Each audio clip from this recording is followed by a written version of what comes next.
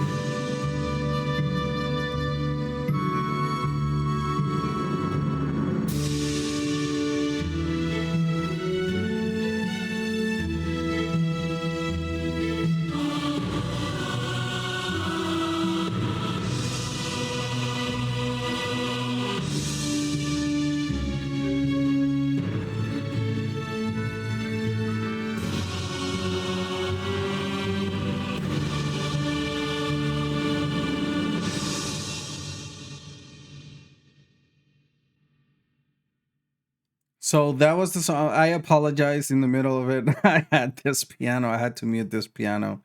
Um,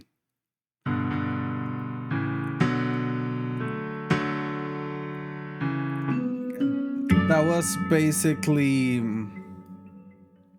the arrangement, and maybe we can start there. Maybe we can start there to explain, to go over the main composition, right? And I don't know this. Yeah, I guess. Well, I'm sorry. So let's start here. This was the main thing that I wrote.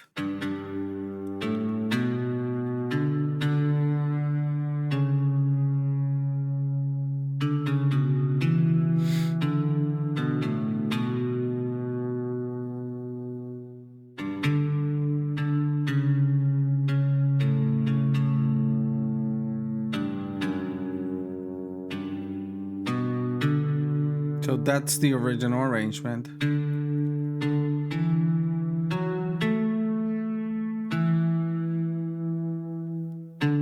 Then goes back to the same.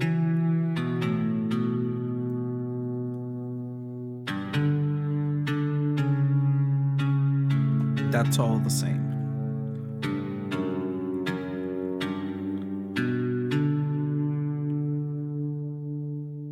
So that is the basic composition, right, of the song. Now then, I added this time here on the space. I tend to like to add in space. I don't know why. It for me it's because it makes it unpredictable. It makes it something. It's a very easy way to kind of trick the brain, because our brains are already expecting. If you're in a certain tempo, if you're in a specific key, even if you don't know about music, our brains are already expecting something, right? When you do a scale an A, the brain is already expecting you to end in A, right? Or end in a specific note. And then in terms of timing, also the same thing. I mean, if you hear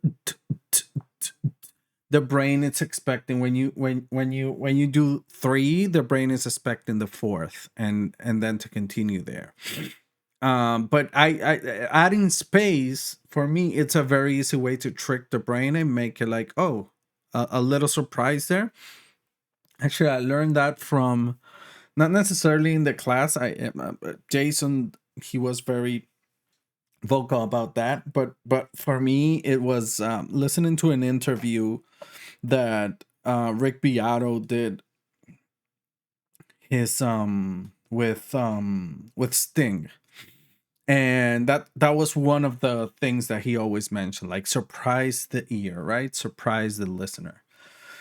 So getting into what I did then, one of the things that I did was kind of start introducing the melody, right? So we start here.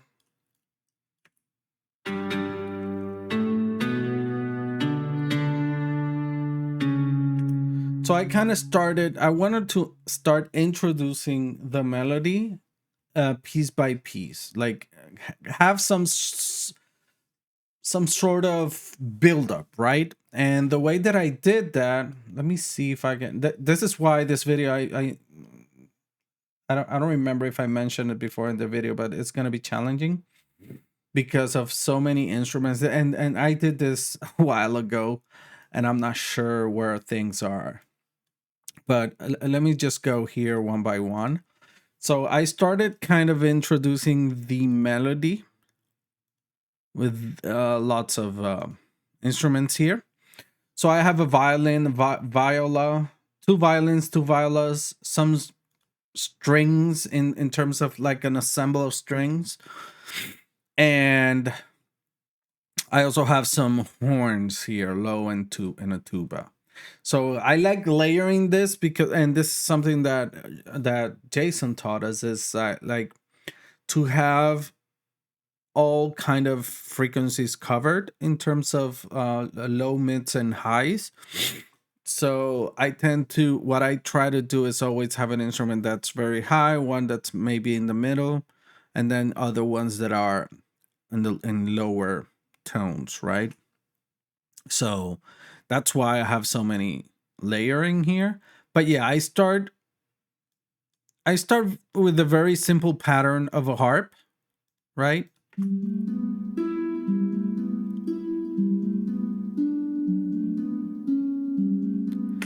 That simple pattern that goes throughout the song. It changes key depending on where I am in the song.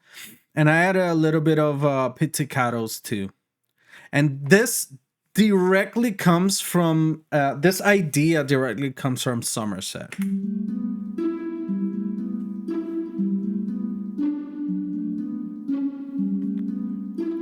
right?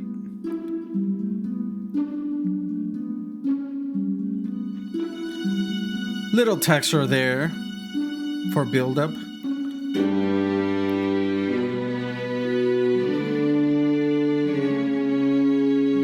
Right? So the melody starts dun dun dun dun dun dun.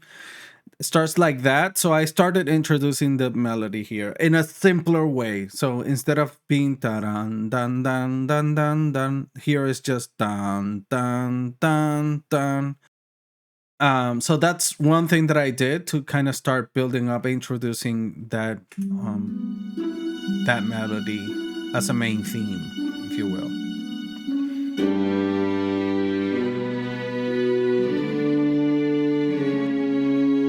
And then space,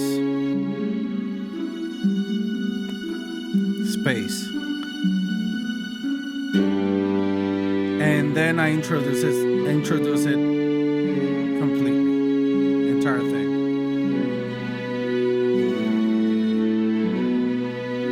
Okay. One thing that I do, and I did it here, is play with the octaves. So here, for example, these are playing higher notes, and here in the horns are playing a lower octave, right? So that's that kind of, I don't know, dynamic touch that I like. But that's basically how I start, and then of course I add all the details of the timpani, the timpani rolls, cymbals, and all that jazz. One little detail that I also add here is where is it? Let me see. A bell, and then this little, I think is a Celeste. Yeah, Celesta. I've been calling it Celeste. It's a Celesta. So, oh, I can't hear it. Why? Somewhere the volumes. I don't know why I can't hear those. Let me see if in the mixer.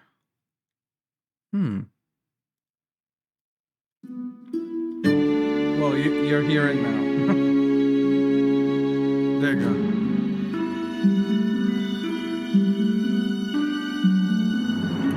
So all those leaders are there for, to create that the vibes. So then after that intro, I go to, the melody that I already showed you. Let me mute this piano that's supposed to be here. But then I do introduce some other woodwinds, flutes, and that sort of stuff to play the melody.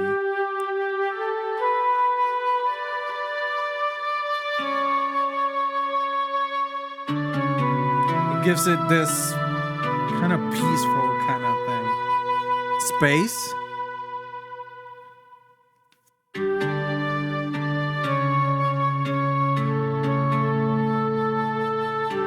And as that is playing in the background, we always hear this. I'm afraid of playing this because I'm not sure if those notes are correct. I'm not necessarily sure.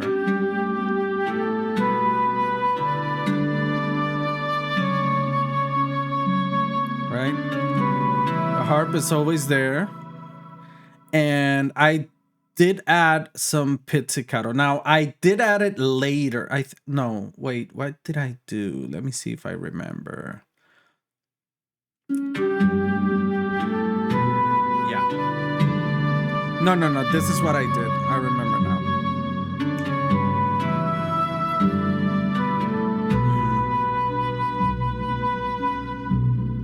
Works like as a bass. I changed the ding, ding, ding, ding. Right. So I changed this just for that movement. Right. That was one of the lessons that I've learned. Right. It's always at movement. So instead of staying like this,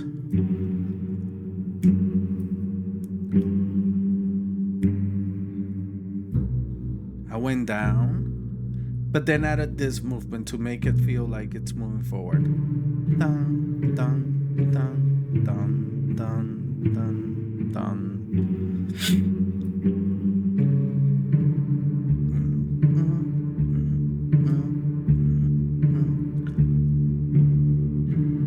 And that really, I'm gonna play that section only so you can hear how it really works well. I mean, at least in my opinion, works very well.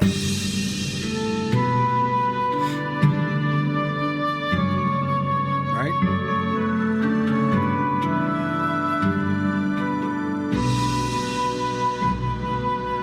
And listen now how it.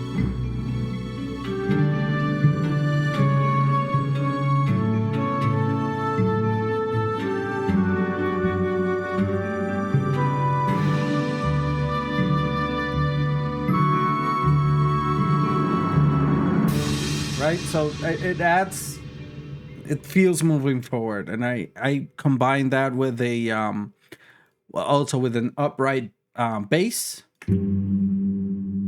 very subtle, right? Just to add body to it, and that's it there. And then what is this that I'm seeing here?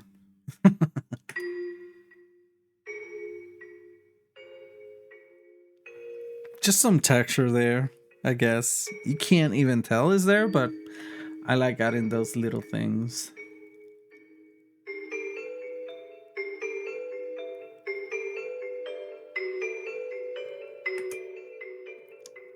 And then you have your cymbals and timpani hits. Again, this is one part also here where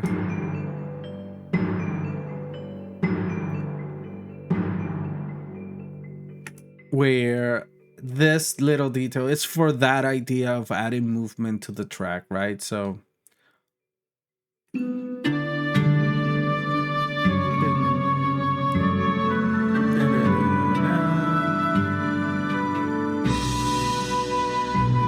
right? Bam, bam. And that's it.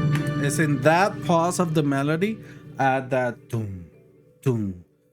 But then not continue with it, right? It's you probably can't even listen to it, but your brain perceives it, right? And that's the important part in my opinion. And then again, I have the bells and yeah, details and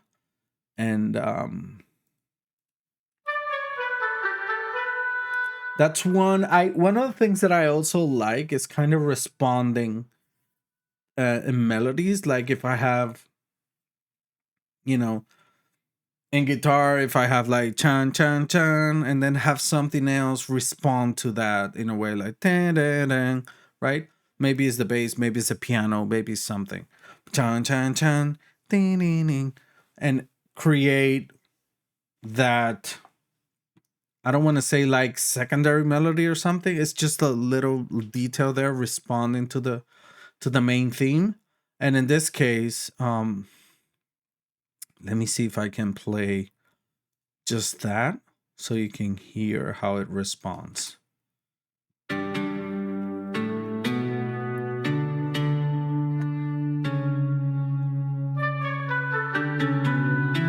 Right? It's a little response there. That's what I call it. I don't know if technically speaking that's what it is, but that's how I call it. It's kind of like a response that plays there. And I have it several times, a couple times, I want to say. And then after this middle section, where is like the main melody, the main theme is revealed, then we have our conclusion where things build up to be more epic, more grand, right? And here is where I kind of have lots of instruments in unison, because I wanted to have that epicness, to make it feel big. In my mind, one thing that I forgot, sorry, to mention was like, in my mind, what I was imagining was a knight, if you will. He's lost in a forest, right? And he's looking around, he's lost, right? Then here he's looking for, okay, it's kind of a knight that's lost in a magical forest and is looking for a castle for the princess, if you will. I don't know. Maybe that's for some of you, that might be sound misogynist, but I don't care. He's a knight. He's a warrior. Whoever. He's lost in a forest, but then finds some sort of track, follows it, and then at the end, the castle is revealed. Like he found his destination. So that was kind of the whole idea, and that's why it starts kind of like this, kind of mysterious. Then he finds a track, starts following the track, and then here comes a build-up that it's when his final destination, the magical castle, is revealed. That's what I had in my mind, right? Castle is revealed.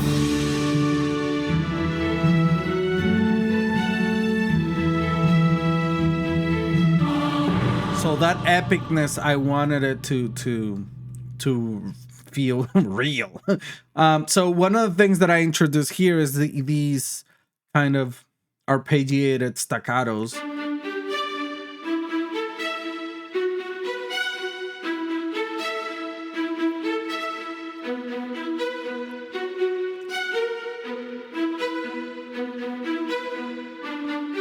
Right? That work well with the melody, just to add more body and more movement, right, to the scene. Oh, well, there wasn't a scene, but the scene in my mind, right? So that plays with all of these strings. I did modulate the volume and automated the volume a lot in different parts. So, but I have here all the strings playing, the assemble of strings as well, and then I have a trumpet as well, and I have horns. So this little part here is lots of things.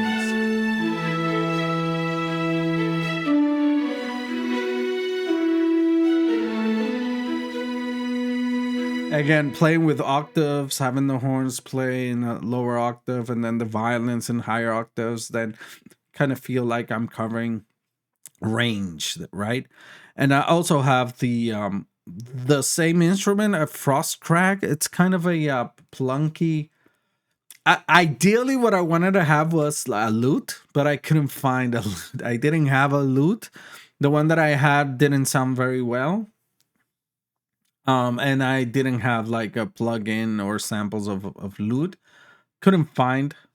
I think I found and had a price, but I wasn't sure about the sound, so I didn't want to spend money. Something that I felt didn't sound very good, but this is the one that I kind of end up choosing. So it sounds more like a guitar, right? So that's playing there too. That's a layer there. So, but one of the most important things of this part here is the voices, right? So I added. So in Reason you have this Humana rack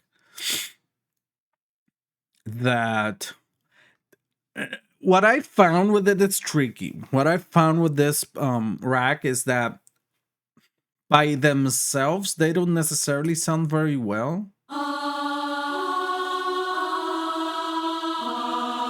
right? They sound very synthy, if you will, at least to my ear. But when you mix it with these many layers and textures, they blend well. At least for this track, they blended well. So what I did was mid and then high, right?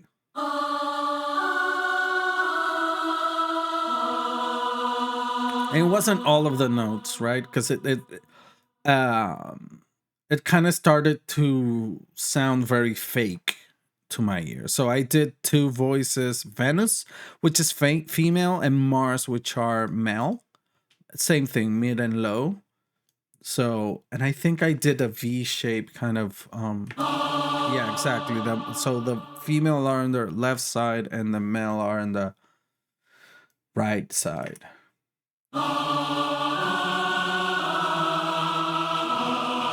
So they sound very fake, but when you blend them in, it sounds much better, I think. So that added to that epicness of this section, which I really like.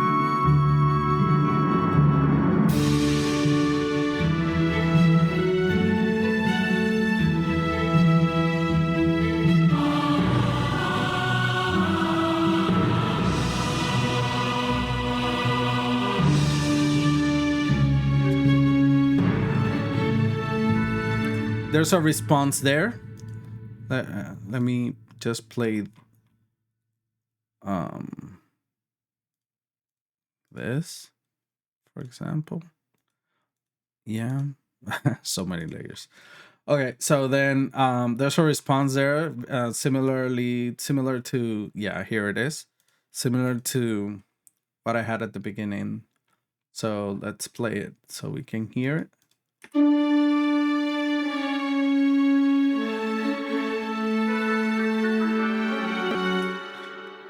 There it is. I don't know if it. I heard.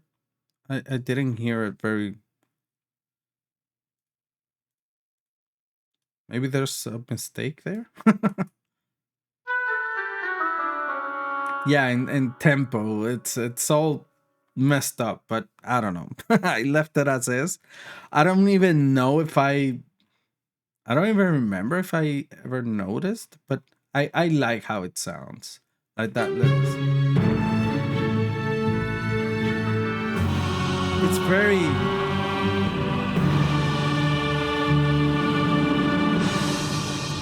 And then I end with this staccato in voices here at the end. And there's other staccatos. I think this one. Yeah. And the timpani, and here are two other staccatos as well.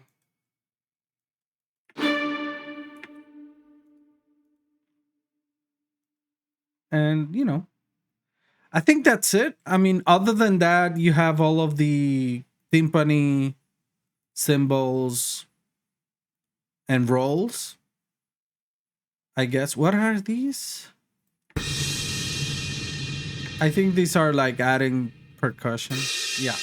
These are just percussions, like big drums that I added here and there. Kind of to blend with the timpani hits as well.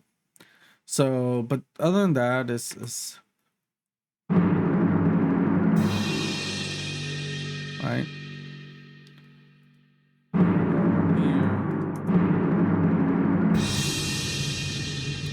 Basically, in every and every time we transition from a section to another, I have the timpani roll, and then here I also. So I have more timpani at the end with the more like epic. Let's just put the voices on. Solo the voices. So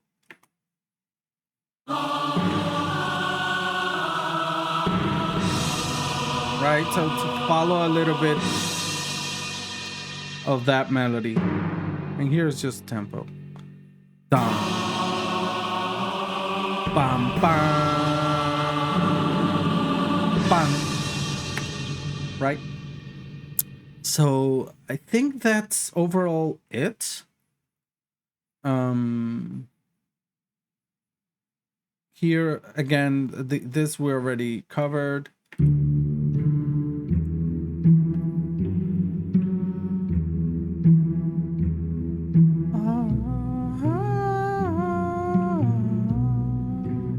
Right?